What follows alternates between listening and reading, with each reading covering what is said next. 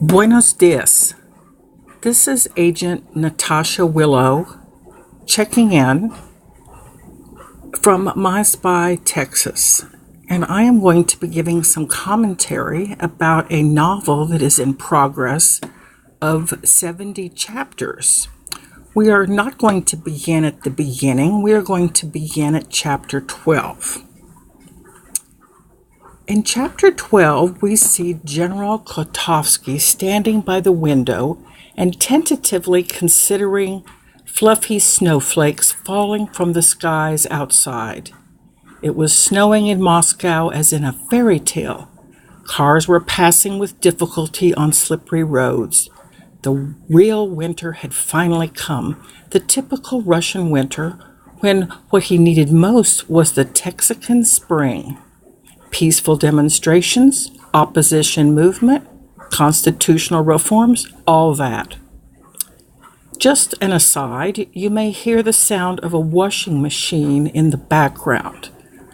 You may continue to wonder, is that a real washing machine in the background, or is that a taped version of a washing machine in the background to hide my whereabouts? Back to our story. The general looked at stacks of morning's newspapers on his table and for a moment thought that he was seeing the news headlines. Texas voted. The people decided that they did not want the violent regime of Washington forced upon them. He also thought about down the barrel of a gun manner in which the referendum may need to be conducted should things go way south.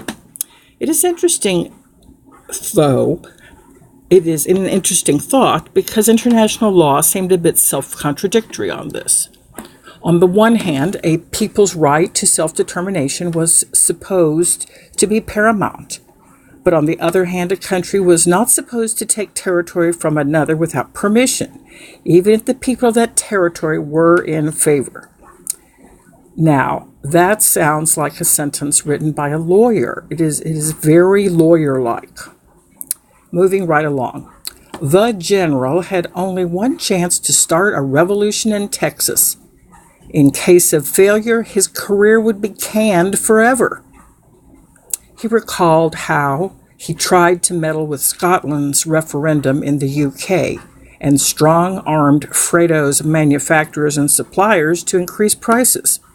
His sleeper agents across the UK infiltrated positions of power and prepared chaos, violence, sacrifices.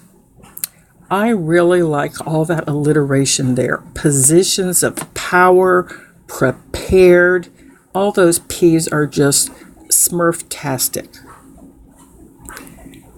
They believed in what they did.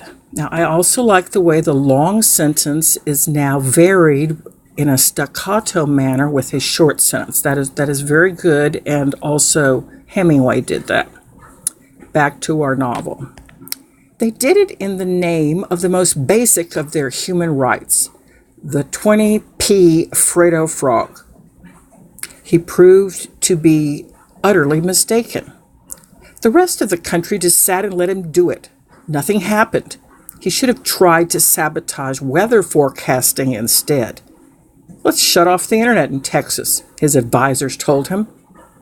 But how can one organize the revolution without the internet these days? I believe that is a rhetorical question, excellently placed. As you notice on the screen, there is a red journal. These are the notes of Natasha Willow. You will also see a globe, and it is positioned so that you can see Texas and Mexico. Perhaps in another one of our broadcasts, I will be showing you Moscow and other places in the novel. Back to the novel. How can one organize a revolution without the internet these days? They were all old men, megaphones and fire type. Younger advisors suggested to close down McDonald's and IP ban Facebook. Idiots. He liked the idea of overturning the Second Amendment, though.